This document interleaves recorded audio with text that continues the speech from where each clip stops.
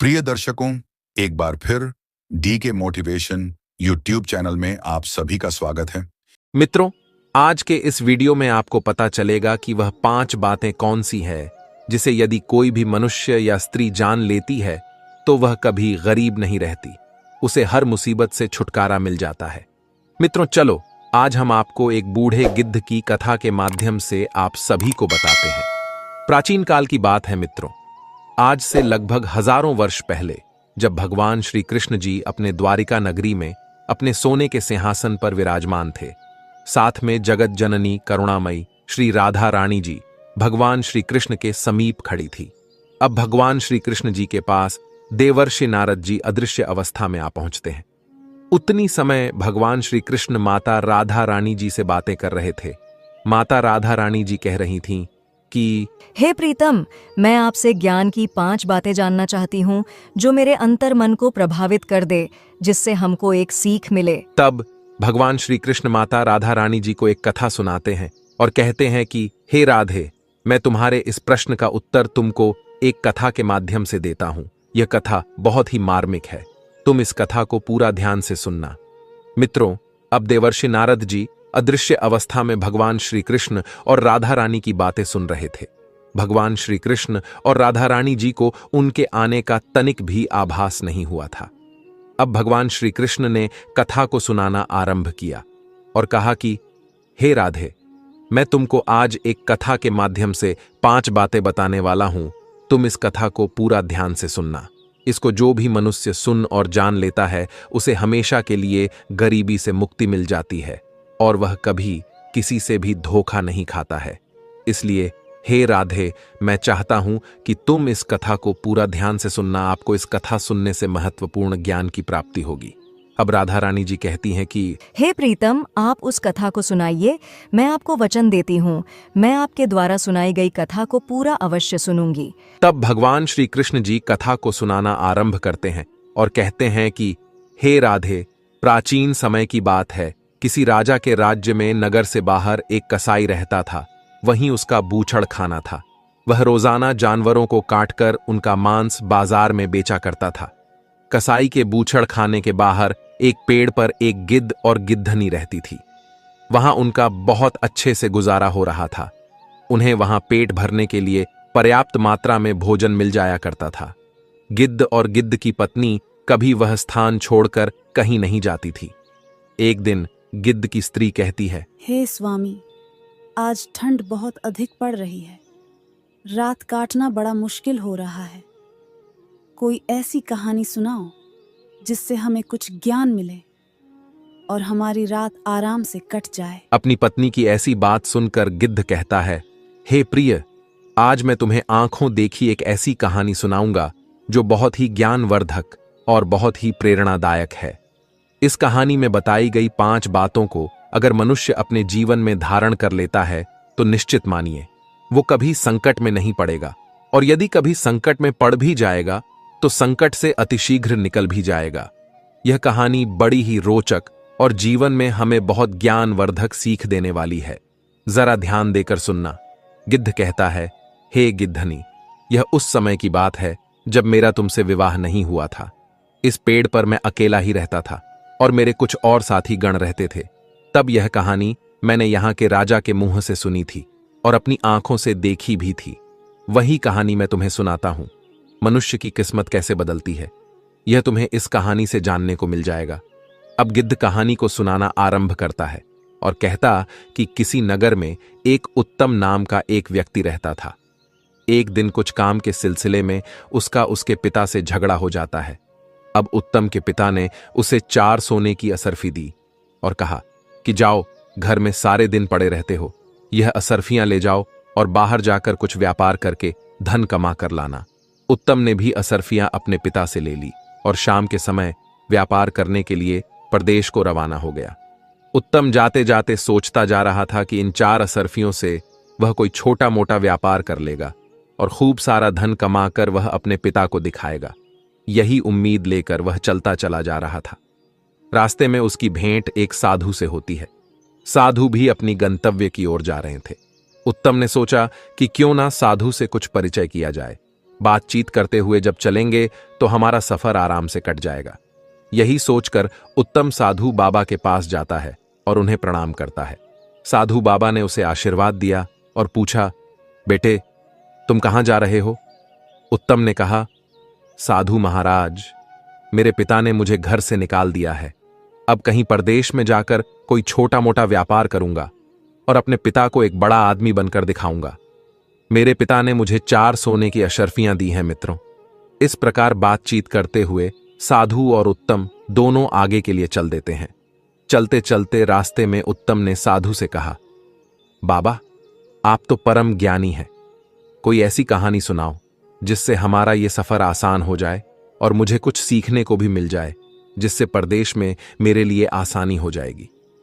तब साधु बाबा कहते हैं, बेटे मैं तुम्हें कहानी तो सुना दूंगा, पर मेरी कहानी का तुम्हें मूल्य चुकाना होगा। एक कहानी के बदले में मैं तुमसे एक सोने की अशर्फी लूंगा। बताओ क्या तुम तैयार हो? साधु की बात सुनकर उत्तम सोचने लगा कि मेरे पिता ने मुझे 4 सोने की अशर्फी दी है। अगर इनमें से एक अशर्फी मैं साधु को दे दूंगा तो मैं व्यापार कैसे करूंगा?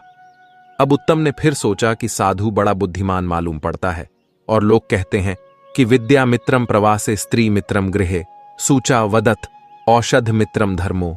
मित्र मृत परदेश में रहने वाले की मित्र विद्या होती है, घर में रहने वाले की मित्र स्त्री होती है, रोगी की मित्र दवा होती है, मरने वाले का मित्र धर्म होता है।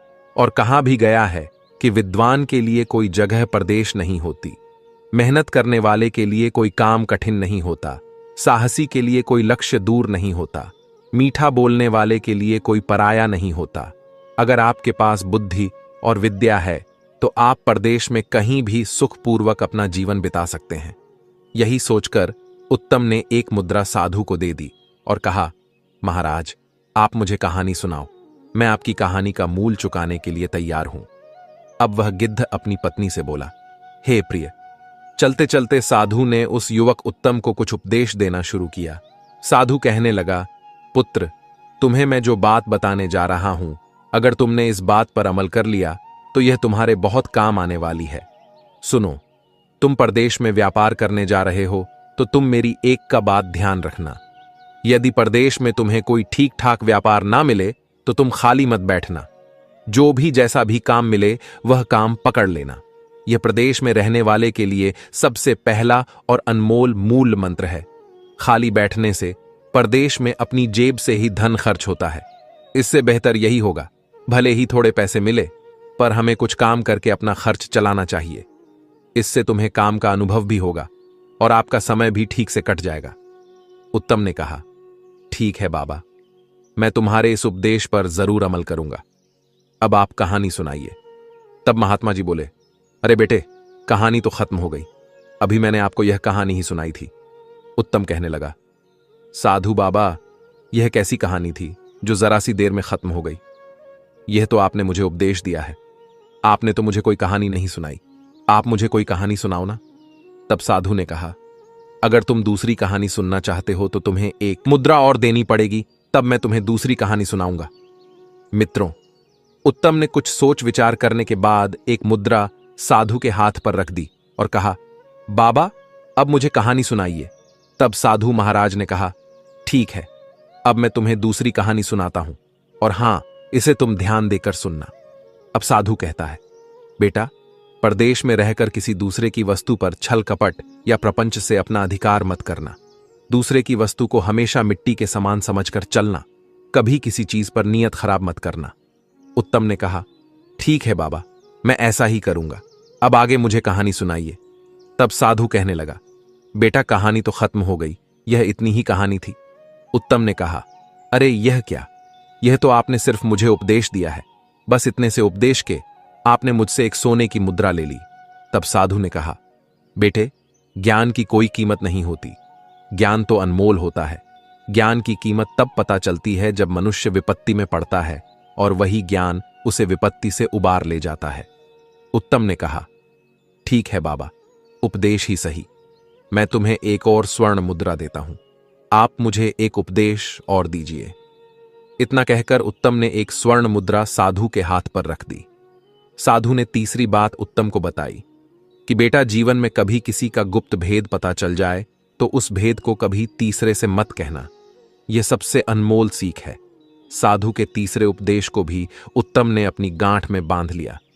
फिर सोचा कि अब मेरे पास सिर्फ एक ही अशर्फी रह गई है। इस एक अशर्फी से व्यापार तो हो नहीं पाएगा, क्यों ना साधु बाबा से एक उपदेश और सीख लिया जाए। यही सोचकर उत्तम ने वह चौथी अशर्फी भी साधु के हाथ पर रख दी और बोला, साधु महाराज, अब आप मुझे एक उपदेश और दे दीजिए। साधु ने कहा, बेटे ठीक है, मैं तुम्हें चौथा उपदेश देता हूं, और यह उपदेश जिंदगी के लिए बहुत अनमोल है। इसे सदैव याद रखना। इस प्रकार साधु उत्तम को चौथी बात बताता हुआ कहने लगा, पुत्र, यदि तुम्हें कभी रास्ते में कोई प्रेम से बुलाकर बैठने को कहे तो आपका चाहे कितना ही कीमती काम हो, उसे छोड़कर आप 2 मिनट उसके पास जरूर बैठना। उसके साथ 2 मिनट बिताया गया समय तुम्हारे बहुत काम आ सकता है। इस प्रकार साधु ने उत्तम को चौथा उपदेश दिया। उत्तम कहने लगा, बाबा, आपके उपदेश वास्तव में बहुत कीमती हैं। अब मेरे पास कोई पैसा नहीं बचा है, वरना 2-4 उपदेश मैं आपसे और सुन लेता। तब साधु कहता है, पुत्र, किसी के उपदेश को, किसी की शिक्षा को बिना मूल्य चुकाए नहीं ग्रहण करना चाहिए। फिर भी तुम कहते हो तो एक उपदेश मैं तुम्हें अपनी तरफ से देता हूं, जिसका तुमसे कोई मूल्य नहीं लिया जाएगा, और वो उपदेश है कि परदेश में रहकर किसी दुराचारी स्त्री का भरोसा मत करना। दुराचारी स्त्री का कोई पता नहीं होता कि उसके दिमाग में क्या है और दिल में क्या है। मित्रों, ये 5 उपदेश देकर साधु बाबा ने कहा, बेटे, हमारा तुम्हारा साथ बस इतनी ही देर का था। पास में ही मेरा आश्रम है और अब मैं अपने आश्रम पर जा रहा हूं। इतना कहकर साधु अपने आश्रम पर चला जाता है। उत्तम अब वहां से अकेला आगे बढ़ता है, परंतु उसके दिमाग में एक बात चल रही थी कि साधु बाबा ने 5 उपदेशों के बदले मुझसे 4 स्वर्ण मुद्राएं ले ली। साधु को भला धन से क्या मतलब? साधु संत तो बैरागी होते हैं, धन दौलत का त्याग करके ही वे साधु बनते हैं। फिर साधु ने मुझसे स्वर्ण मुद्राएं क्यों ली? मैं यह बात जब लौटकर अपने नगर जाऊंगा तब साधु से जरूर पूछूंगा। तब उत्तम ने सोचा, चलो जो भी है, साधु की यह 5 बातें बड़ी ही कीमती मालूम पड़ती हैं। मैं इन्हें सदैव याद रखूंगा। मित्रों, अब उत्तम के पास में कोई पैसा नहीं बचा था। अब वह इस चिंता में था कि परदेश में जाकर वह क्या करेगा, क्या खाएगा, कैसे अपना व्यापार शुरू करेगा। यही सब बातें सोचते सोचते वह एक नगर में पहुंच जाता है।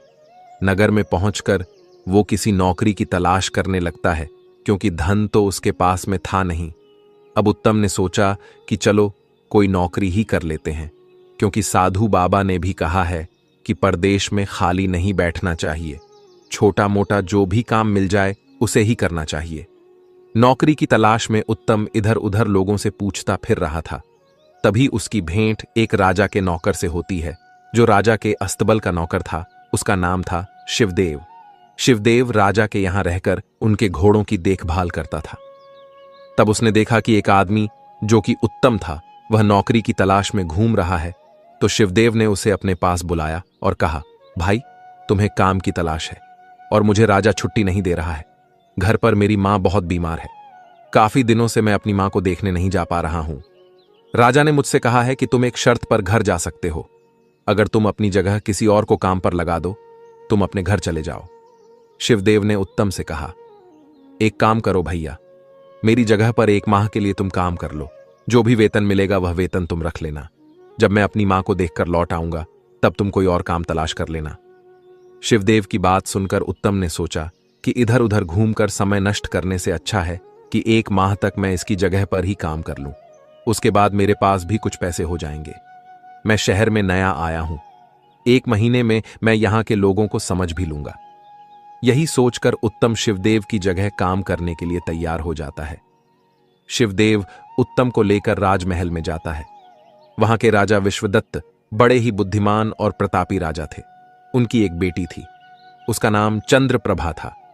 चंद्रप्रभा बहुत ही सुंदर थी और अभी अभी ही उसने जवानी की पहली सीढ़ी पर कदम रखा था।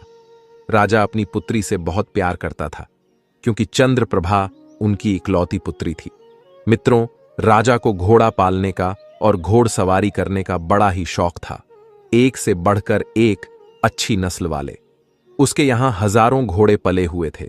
उन घोड़ों की देखभाल के लिए राजा ने कई नौकर लगा रखे थे।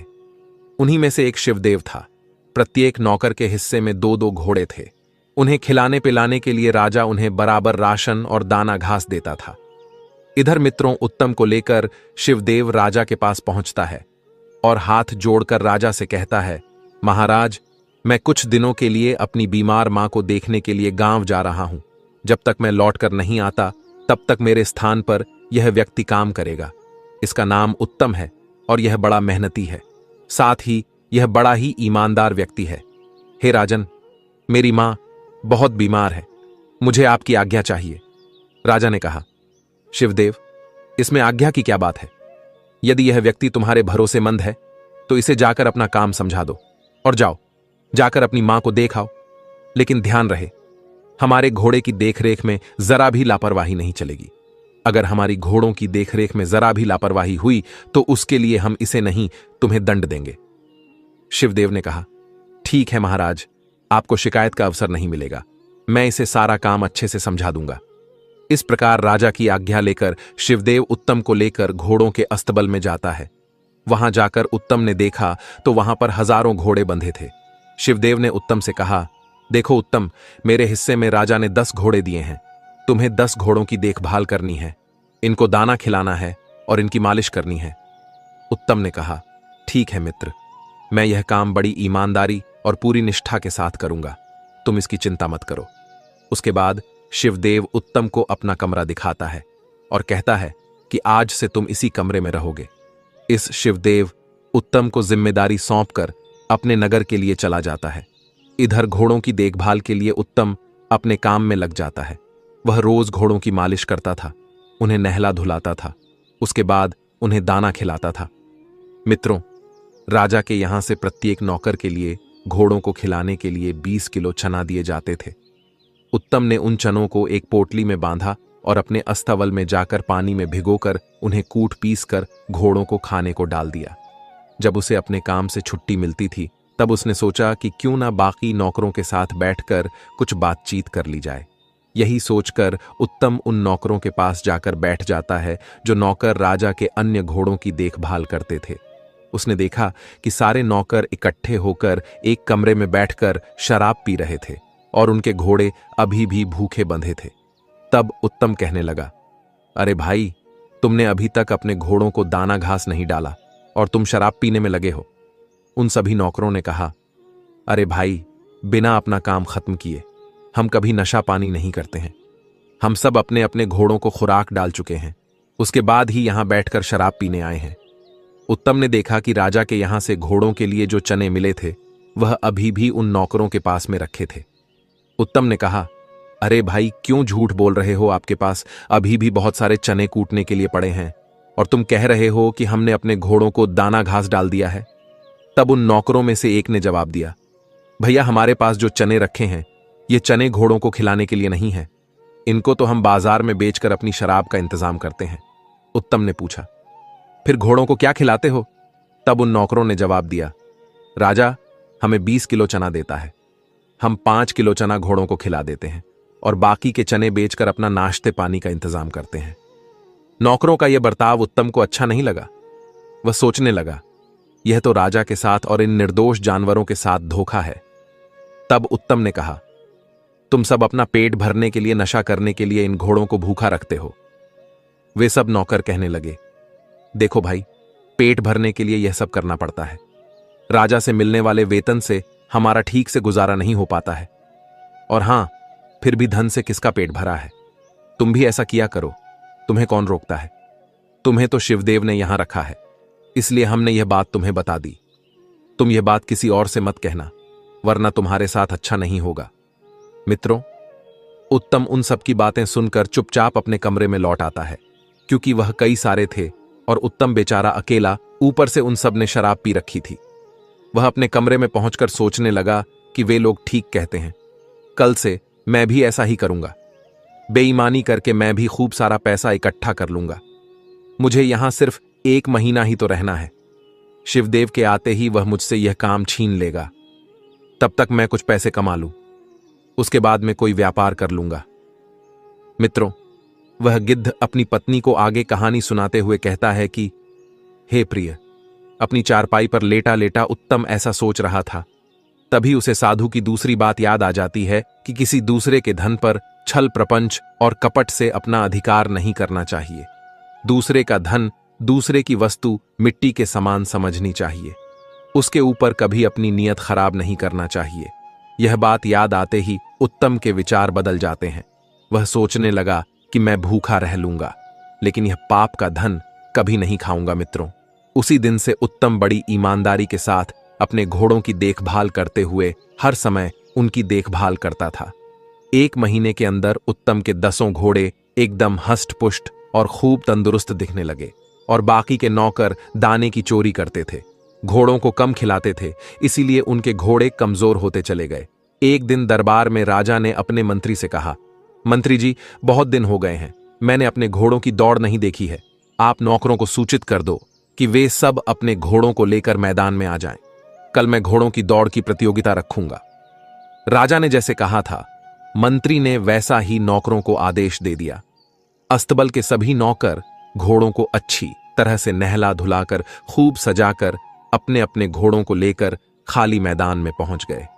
अब राजा साहब ने जब घोड़ों पर दृष्टि डाली तो उसने देखा कि सारे घोड़े बहुत कमजोर थे, बिल्कुल मरियल से, और उत्तम के 10 घोड़े बड़े ही हष्ट-पुष्ट और सुडौल थे।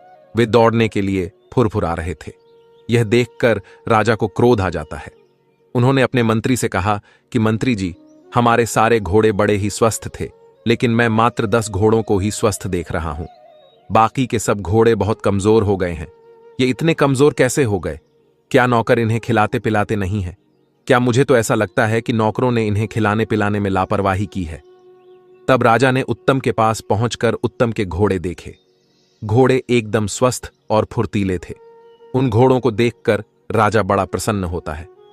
राजा ने अगले दिन उत्तम को दरबार में बुलाया और कहा कि तुम वही हो जिसे शिवदेव ने अपने स्थान पर रखा है। उत्तम ने जवाब दिया, हां महाराज, मैं वही हूं। राजा ने पूछा, आपके घोड़े एकदम हष्ट-पुष्ट हैं, बाकी के घोड़े इतने कमजोर क्यों हैं, जबकि मैं घोड़ों की खाद्य सामग्री बराबर बराबर मात्रा में भिजवाता हूं? यही जानने के लिए मैंने तुम्हें यहां बुलाया है। राजा के पूछने पर उत्तम ने कहा, महाराज, मैं इस बात का रहस्य तो आपको बता दूंगा, लेकिन यह बात मैं तभी बताऊंगा जब अस्तबल के बाकी नौकर यहां मौजूद होंगे। राजा ने आदेश देकर फौरन सारे नौकरों को अपने दरबार में बुला लिया। तब राजा ने उत्तम से पूछा, अब बताओ, बाकी घोड़ों की कमजोर होने के पीछे क्या कारण है? तब उत्तम ने कहा, महाराज, आपके बाकी नौकर बड़े बेईमान और बड़े ही लालची और नशेड़ी हैं। आप घोड़ों के लिए रोजाना 20 किलो चना देते हैं, लेकिन यह 5 किलो चना घोड़ों को खिलाते हैं। बाकी के 15 किलो चना यह बाजार में बेचकर शराब ले आते हैं। घोड़ों को पर्याप्त मात्रा में दाना न मिलने से सारे घोड़े कमजोर हो गए हैं, लेकिन मैंने बड़ी ईमानदारी से आपका दिया हुआ राशन घोड़ों को खिलाया है, इसलिए मेरे घोड़े तंदुरुस्त हैं। इतनी बात सुनते ही राजा आग बबूला हो जाता है और नौकरों पर बिगड़कर बोलता है, हरामखोरो, हम तुम्हें इसी बात की तनख्वाह देते हैं कि तुम आराम से घोड़ों का दाना भी खा जाओ। सारे नौकर नीचे की ओर गर्दन डालकर चुपचाप खड़े हो गए और डर के मारे थर-थर कांपने लगे और कहने लगे, महाराज, हमें क्षमा कर दो, हमसे बहुत बड़ी गलती हो गई है, अब हम दोबारा ऐसा नहीं करेंगे। राजा ने कहा, नहीं, मैं तुम सबकी गर्दन तलवार से अभी उड़ा देता हूं। तुमने हमारे साथ धोखा किया है। राजा को अत्यंत क्रोध में देखकर उत्तम कहने लगा, महाराज, इस बार इन्हें आप क्षमा कर दीजिए। मैं उम्मीद करता हूं कि अब ये दोबारा गलती नहीं करेंगे। उत्तम के कहने पर राजा ने उन्हें चेतावनी देकर छोड़ दिया। मित्रों, उत्तम की ईमानदारी को देखते हुए राजा ने उत्तम को शाबाशी दी और उसे अस्तबल के मुख्य निरीक्षक के रूप में नियुक्त कर दिया और कहा कि आज से तुम्हारा काम इतना है कि तुम इन सब पर नजर रखोगे। अगर कोई घोड़े का दाना चोरी करता है या बेचते हुए पकड़ा जाता है तो उसकी खबर तत्काल हमें मिलनी चाहिए। इस काम के हम तुम्हें 10 अशर्फियां देंगे। राजा ने सख्त निर्देश देकर उन सभी नौकरों को छोड़ दिया। अब तो उत्तम उन सभी पर दृष्टि रखने के लिए नियुक्त कर दिया गया। राजा अपनी उंगली में एक हीरे की अंगूठी पहने था। वह अंगूठी उतारकर राजा ने इनाम के रूप में उत्तम को पकड़ा दी और कहा कि जब भी तुम्हें हमसे मिलना हो तो तुम्हें अंगूठी पहरेदार को दिखाकर हमसे किसी भी समय मिल सकते हो।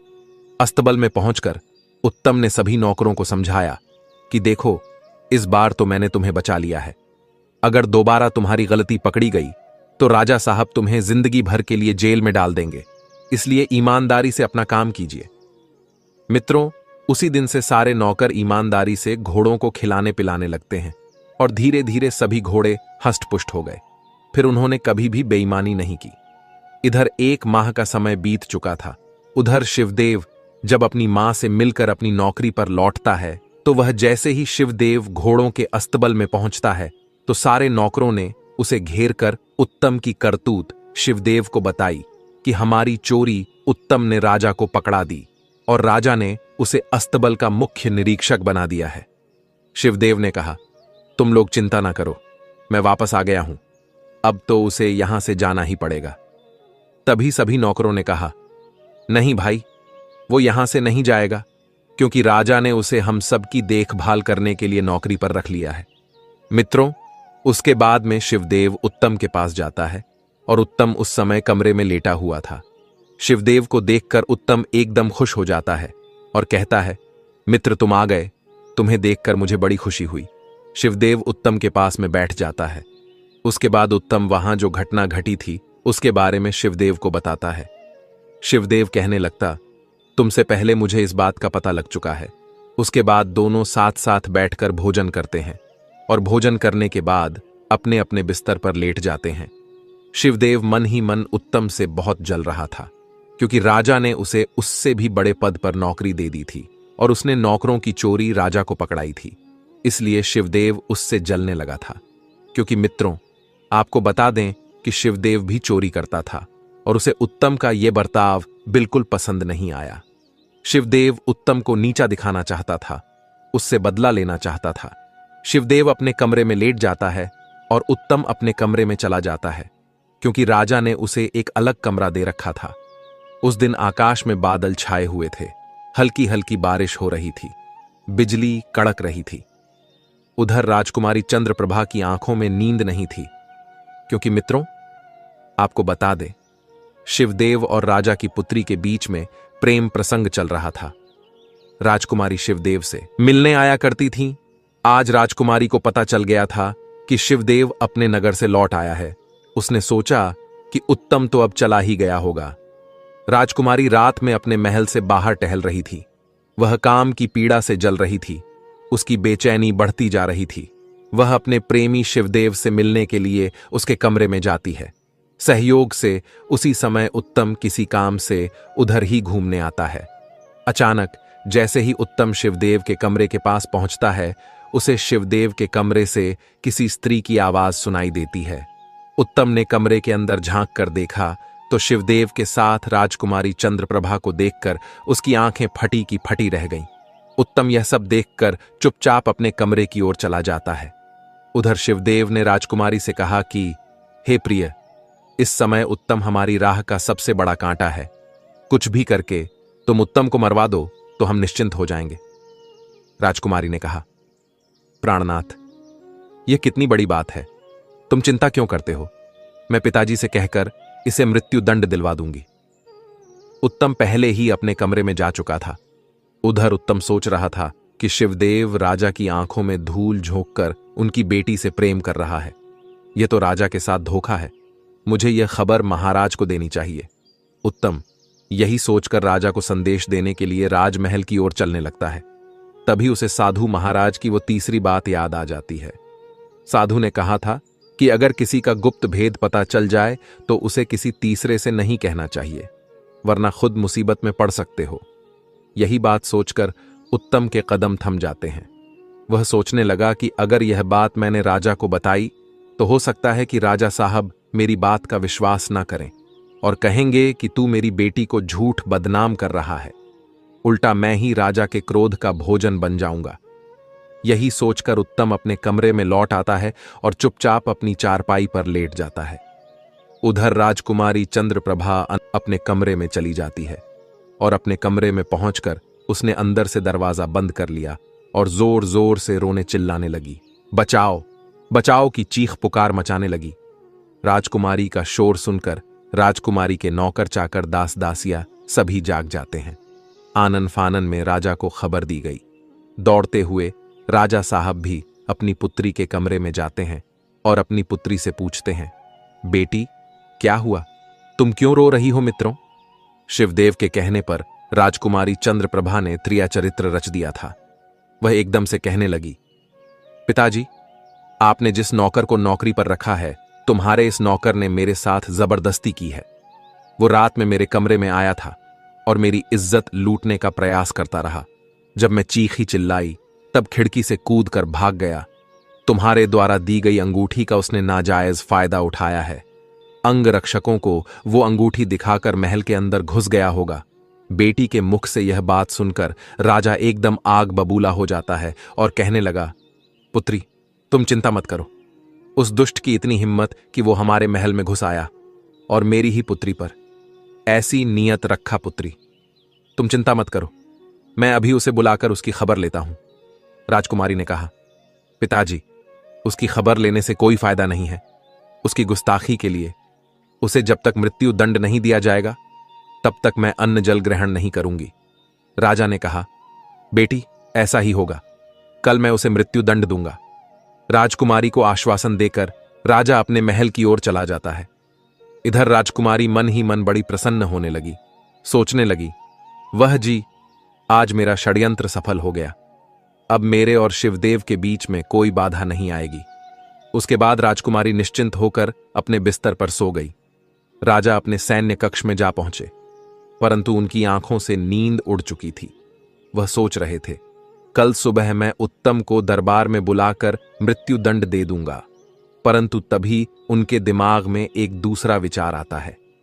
राजा सोचने लगा कि अगर दरबारी लोग मुझसे पूछेंगे कि इस नौकर कहूंगा को किस बात का मृत्युदंड दिया गया है, तो मैं क्या कहूंगा?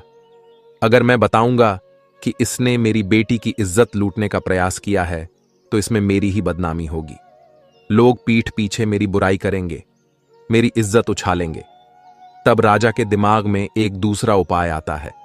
सोचा कि मैं इसे कानून के तहत तो सजा नहीं दे सकता, मैं इसे किसी और के हाथों चुपचाप मरवा दूंगा। इससे किसी को पता भी नहीं चलेगा और मेरी बेटी पर बुरी दृष्टि डालने वाला भी अपनी करनी का दंड भोग लेगा। तब राजा के दिमाग में डोंगर कसाई का ध्यान आता है। तब वह सोचने लगा कि मैं कल इसे कसाई के हाथों मरवा दूंगा। यही सब बात सोचते सोचते राजा सो जाता है और अगले दिन जब सोकर उठता है और टहलने के लिए जाता है, तो टहलते टहलते नगर से बाहर उस डोंगर कसाई के बूछड़ खाने पर पहुंच जाता है। कसाई ने देखा कि राजा स्वयं मेरे पास चलकर आए हैं, तो वो एकदम से राजा के चरणों में गिरकर बोला, महाराज, आपने यहां आने का कष्ट क्यों किया? मुझे खबर भिजवा देते, मैं स्वयं तुम्हारे पास चला आता। राजा ने कहा, नहीं, ये काम तो मुझे आकर ही करना था। मुझे तुमसे कुछ जरूरी काम करवाना है। मैं तुम्हारे पास एक आदमी को भेजूंगा, तुम्हें उसका सर काट देना है और उसके बाद मैं फिर एक आदमी को भेजूंगा।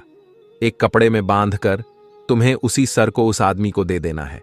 इस बात की किसी को भनक नहीं लगनी चाहिए। यह सुनकर कसाई एकदम चौंक जाता है और कहने लगा, महाराज, यह आप क्या कह रहे हो?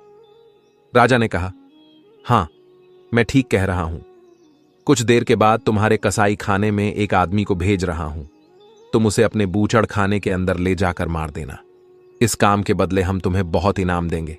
यदि तुमने यह काम नहीं किया तो हम तुम्हें और तुम्हारे परिवार को जेल में डलवा देंगे। राजा की धमकी सुनकर कसाई डर जाता है और वह राजा से कहता है, महाराज, आप चिंता मत करो। आप जिसे भेजोगे मैं उसका सर काटकर उसके धड़ को जानवरों के कटे हुए अंगों के साथ मिलाकर बाहर फेंकवा दूंगा और उसके सर को तुम्हारे पास भिजवा दूंगा। मित्रों, कसाई को आदेश देकर राजा अपने महल को लौटता है। उधर कसाई उस राजा के भेजे हुए आदमी की प्रतीक्षा करने लगता है। महल में पहुंचकर राजा ने सैनिकों के द्वारा उत्तम को बुलवाया और जब उत्तम राजा के पास पहुंचा तब राजा ने उत्तम से कहा कि उत्तम, मैं तुम्हें किसी जरूरी काम से नगर से बाहर भेजना चाहता हूं और मुझे विश्वास है कि यह काम सिर्फ तुम ही कर सकते हो। उत्तम ने कहा, बताइए महाराज, मेरे लिए क्या आज्ञा है? मैं आपके लिए कुछ भी करने को तैयार हूं। तब राजा कहता है, हे उत्तम, तुम्हें इसी समय जरूरी काम से एक कसाई के पास जाना है और वह जो चीज तुम्हें चुपचाप दे तुम उसे ले आना। लेकिन एक बात का विशेष ध्यान रखना यह काम तुम्हें बिल्कुल गुप्त रूप से करना है, किसी को इस बात का पता नहीं चलना चाहिए। उत्तम ने कहा, जो आज्ञा महाराज, मैं आपके काम के लिए अभी जाता हूं। इतना कहकर उत्तम फौरन उस कसाई के पास चल देता है। उत्तम के मन में यह विचार आ रहा था कि राजा का इतना जरूरी काम कौन सा आ गया जो राजा मुझसे करवा रहा है। फिर उसने सोचा कि चलो जो भी है, कम से कम राजा ने मुझे इस लायक समझा कि मैं उसके किसी कार्य को कर पा रहा हूं। मित्रों, चलते चलते नगर से बाहर जब वह निकल गया तब उसने देखा कि एक कुटिया है और उस कुटिया के बाहर कुछ साधु संत भगवान का कीर्तन कर रहे थे। उत्तम उस कुटिया के पास जाकर खड़ा हो जाता है। तब एक साधु ने उत्तम को इशारा देकर उसे अपने पास बुलाया और कहा, बच्चा, थोड़ी देर यहां बैठकर भगवान का कीर्तन करो, सब कुछ यही रह जाएगा, केवल यही साथ जाएगा। तब उत्तम ने कहा, क्षमा करना महाराज, मैं किसी जरूरी काम से जा रहा हूं, इस समय मैं रुक नहीं सकता। इतना कहकर उत्तम आगे बढ़ जाता है। तभी अचानक उसके दिमाग में साधु बाबा की चौथी बात गूंजने लगती है कि चाहे कितना ही जरूरी काम क्यों ना हो, लाखों का नुकसान क्यों ना हो जाए, अगर राह चलते कोई प्रेम से 2 मिनट बैठने को कहे तो उसके पास 2 मिनट जरूर बैठना चाहिए।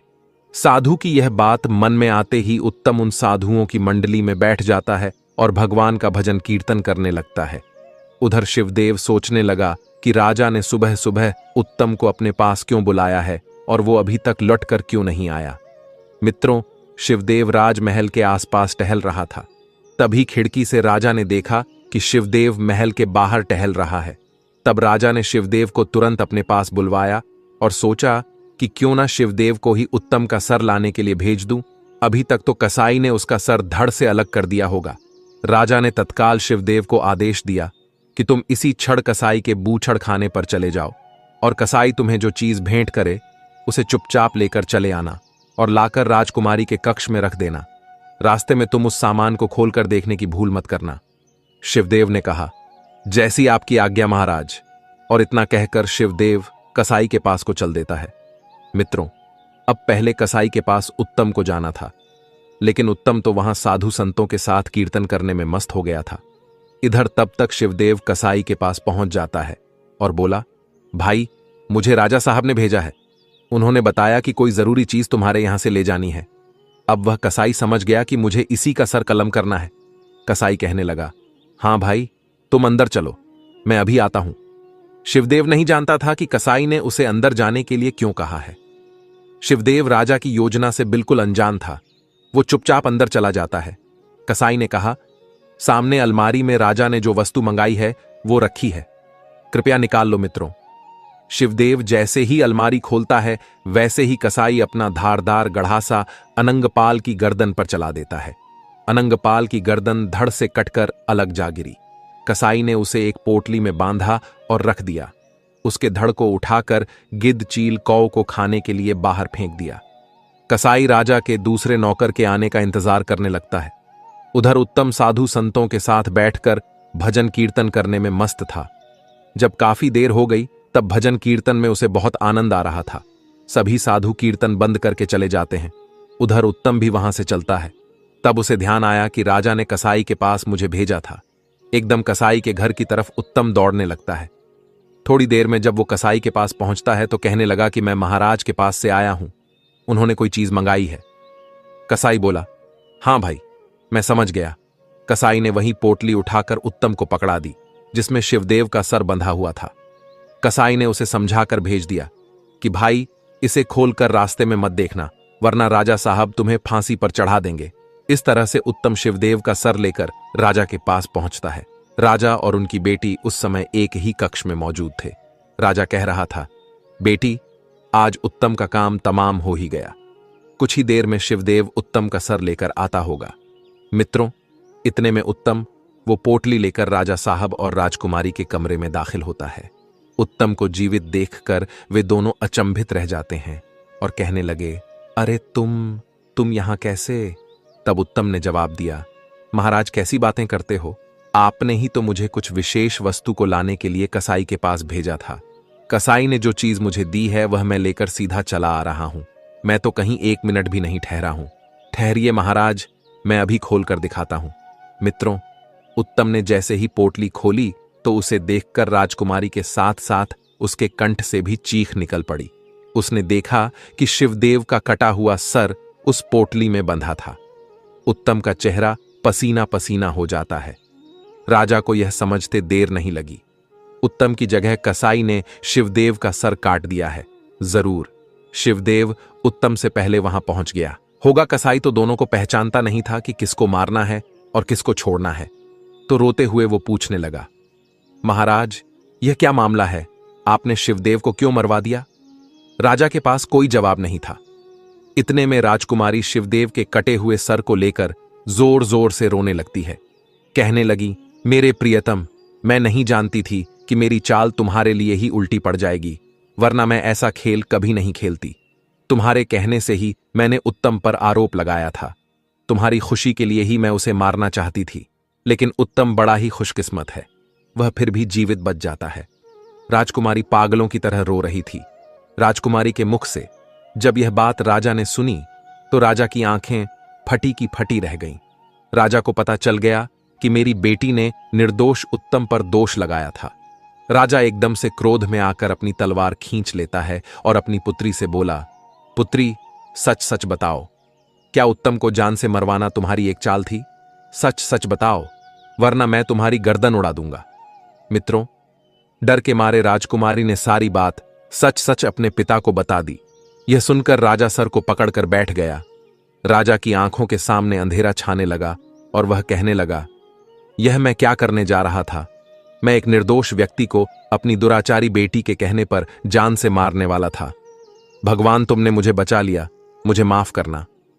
इधर राजकुमारी ने देखा कि राजा साहब मुझे जीवित नहीं छोड़ेंगे, तो उसने तलवार लेकर खुद ही अपने पेट में घोंप और मरते मरते कहने लगी, पिताजी, मुझे माफ कर देना, मैंने एक निर्दोष आदमी की जान लेनी चाहिए। भगवान ने मुझे मेरे कर्मों की सजा दे दी है, मुझसे मेरा प्रेमी छीन लिया है। इतना कहते कहते राजकुमारी ने अपने प्राण त्याग दिए। मित्रों, उस घटना से राजा को वैराग्य हो जाता है। अगले दिन राजा ने दरबार में अपना अपराध स्वीकार कर दिया और कहा कि मैं अपना यह राज्य त्याग रहा हूं।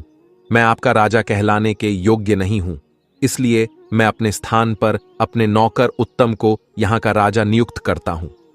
राजा का फैसला सुनकर सभी दरबारी हैरान थे। सबने मिलकर राजा को समझाने का बहुत प्रयास किया, लेकिन राजा फैसला कर चुका था और वह उत्तम को राजगद्दी सौंपकर भजन करने के लिए जंगल को चला गया। सब लोगों ने उत्तम को अपना राजा स्वीकार कर लिया। नए राजा के रूप में उत्तम बड़ी कुशलता से राज्य को चलाने लगता है। कहते हैं, अगर किस्मत में राजशी लिखी है तो दूसरे देश में जाकर भी तुम राजा बन जाओगे। अब वह गिद्ध कहने लगा, हे प्रिय, यही है, उस राजा की कहानी है जो ईश्वर का न्याय होते। मैंने अपनी आंखों से देखा है। दुष्ट दुराचारी को सजा मिलती, मैंने अपनी आंखों से देखा है। अकारण हमें किसी पर लांछन नहीं लगाना चाहिए, वरना ईश्वर का डंडा उल्टा भी चल जाता है। अब मित्रों, अब भगवान श्री कृष्ण राधा रानी जी से कहते हैं, हे प्रिय, अब गिद्ध की बातें समाप्त होती हैं। और उत्तम राजा तो बन गया था, मगर उसके दिमाग में एक बात घूम रही थी। उस साधु महाराज की उन 5 बातों ने मेरी जान बचाई है, यहां तक कि मुझे यहां का राजा भी बना दिया। मुझे उन साधु से मिलने जाना चाहिए। ऐसा निश्चय करके राजा उत्तम बहुत ही सम्मान के साथ साधु को भेंट लेकर उनके आश्रम पर जाता है और उन्हें प्रणाम करता है। राजा ने पूछा, महाराज, मैं आपसे एक बात जानना चाहता हूं, मुझे पहचानो। मैं वही व्यक्ति हूं जो कुछ दिन पहले आपके साथ रास्ते में मिला था और आपने मुझे 5 बातें बताई थीं। आज मैं एक राजा बन गया हूं। आपकी बातें मेरे जीवन में बहुत काम आई। मैं यह जानना चाहता हूं कि आप तो एक साधु संत हैं और मोह माया से अलग है, और कहते हैं कि मोह माया से अलग होने के बाद ही एक साधु बनता है। फिर आपने मुझे 5 बातें बताने के बदले में मुझसे वह स्वर्ण मुद्राएं क्यों ली थी? आप मुझे उपदेश बिना कीमत लिए भी दे सकते थे, परंतु आपने एक एक उपदेश के लिए एक एक स्वर्ण मुद्रा ली। तब साधु कहता है, हे पुत्र, कहते हैं, मुफ्त की चीज को लोग जीवन में ठीक से उपयोग में नहीं लाते। उपयोग में वही लाते हैं जिसमें मेहनत लगी हो, जिसमें कठोर श्रम लगा हो, जिसमें धन लगा हो। मुफ्त की वस्तु को लोग मुफ्त के धन को पानी की तरह उड़ाते हैं। अगर मैं आपको ज्ञान मुफ्त में देता तो शायद आप उसका पालन नहीं करते, क्योंकि आपके पास से उन बातों के बदले में सोने की 4 अशर्फियां गई थीं। इसीलिए मनुष्य को चाहिए कि वह मुक्त की खाने के पीछे ना पड़े, सदैव परिश्रम करके ही कमाकर खाए, वही फलदायी होता है। रही मेरे लोभ की बात, तो मेरे अंदर लेस मात्र भी लोभ लालच नहीं है। तुमने जो 4 स्वर्ण मुद्राएं मुझे दी थीं, वो आज भी मैंने संभाल कर रखी हैं। तुम चाहो तो अब इन्हें ले जा सकते हो। यह मेरे किसी काम की नहीं है। इन्हें ले जाकर गरीबों में बांट देना। साधु से मिलकर राजा उत्तम अपने पिता के घर जाता है। जब उसका पिता अपने पुत्र को एक राजा की अवस्था में देखता है, तो उसे अपने पुत्र पर बहुत ही गर्व होता है। उत्तम अपने पिता से कहता है, पिताजी, आपका बहुत बहुत धन्यवाद। आज मैं राजा बन पाया हूं, तो उसके पीछे का कारण केवल आप ही है। अगर आपने मुझे वह सोने की 4 अशर्फियां नहीं दी होती, तो आज मैं कुछ भी नहीं होता। उत्तम अपने पिता का बार बार धन्यवाद करता है और उत्तम नगर में आकर सुचारू रूप से राजकाज को चलाने लगता है। अब भगवान श्री कृष्ण राधा रानी को आगे की बात बताने ही वाले होते हैं कि तुरंत ही देवर्षि नारद जी अपने रूप में आ जाते हैं और भगवान श्री कृष्ण का धन्यवाद करते हैं और कहते हैं, प्रभु, आज आपके मुख से मैंने जो कहानी के माध्यम से यह 5 बातें सुनी हैं, वह सच में सराहनीय है। मैं इनका विश्लेषण संपूर्ण विश्व में करूंगा।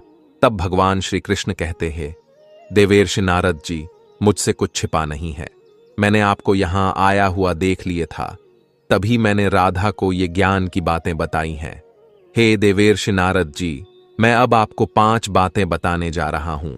उसे अगर कोई निश्चित रूप से अपने जीवन में धारण करता है, तो वह कभी भी किसी जाल में नहीं फंसता। अब भगवान श्री कृष्ण माता राधा रानी और देवर्षि नारद जी को वह 5 ज्ञान की बातें बताते हैं और कहते हैं, हे देवर्षि नारद जी, पहली बात, यदि परदेश में कोई ठीक ठाक व्यापार ना मिले तो खाली नहीं बैठना चाहिए। जो भी जैसा भी काम मिले वह काम पकड़ लेना। यह प्रदेश में रहने वाले के लिए सबसे पहला और अनमोल मूल मंत्र है, खाली बैठने से। परदेश में अपनी जेब से ही धन खर्च होता है। इससे बेहतर यही होगा, भले ही थोड़े पैसे मिले, पर हमें कुछ काम करके अपना खर्च चलाना चाहिए। इससे तुम्हें काम का अनुभव भी होगा और आपका समय भी ठीक से कट जाएगा। दूसरी बात यह है कि परदेश में रहकर किसी दूसरे की वस्तु पर छल कपट या प्रपंच से अपना अधिकार नहीं करना चाहिए। दूसरे की वस्तु को हमेशा मिट्टी के समान समझकर चलना चाहिए। कभी किसी चीज पर नियत खराब नहीं करना चाहिए। तीसरी बात, जीवन में कभी किसी का गुप्त भेद पता चल जाए तो उस भेद को कभी तीसरे से नहीं कहना चाहिए। यह सबसे अनमोल सीख है। चौथी बात, यदि तुम्हें कभी रास्ते में कोई प्रेम से बुलाकर बैठने को कहे, तो आपका चाहे कितना ही कीमती काम हो, उसे छोड़कर आप 2 मिनट उसके पास जरूर बैठना। उसके साथ 2 मिनट बिताया गया समय तुम्हारे बहुत काम आ सकता है। 5वीं बात यह है कि परदेश में रहकर किसी दुराचारी स्त्री का भरोसा मत करना। दुराचारी स्त्री का कोई पता नहीं होता कि उसके दिमाग में क्या है और दिल में क्या है। अब भगवान श्री कृष्ण देवर्षि नारद जी से कहते हैं, हे देवर्षि नारद जी, मैंने आपको यह बातें इसलिए बताई हैं क्योंकि आप ही एक ऐसे मनुष्य हैं जो मेरे द्वारा बताई गई बातों को सभी तक पहुंचा सकते हैं। बाकी आपके आने का अंदेशा राधा और मुझे पहले ही पता चल गया था। अब देवर्षि नारद जी कहते हैं, हे प्रभु, आप तो साक्षात परम ब्रह्म हैं। आपका मुझे इस बात का अवलोकन कराने के लिए धन्यवाद। मित्रों, इस कहानी का तात्पर्य यह है कि जीवन में कोई भी चीज मुफ्त की नहीं लेनी चाहिए। दूसरी बात, हमें किसी के साथ धोखा नहीं करना चाहिए। तीसरी बात, किसी के द्वारा दिया गया ज्ञान उपदेश को सुनकर हमें भूलना नहीं चाहिए, बल्कि उसे जीवन में समय समय पर उपयोग में लाना चाहिए। मित्रों, आपको यह 5 ज्ञान की बातें कैसी लगी, हमें कमेंट करके अवश्य बताना। मित्रों, आशा करते हैं कि आपको यह वीडियो पसंद आया होगा। अगर वीडियो आपको पसंद आया हो तो इस चैनल को सब्सक्राइब अवश्य करना और इस वीडियो को सभी लोगों में शेयर भी अवश्य करना। बाकी मित्रों, आपका इस वीडियो को यहां तक देखने के लिए दिल से धन्यवाद।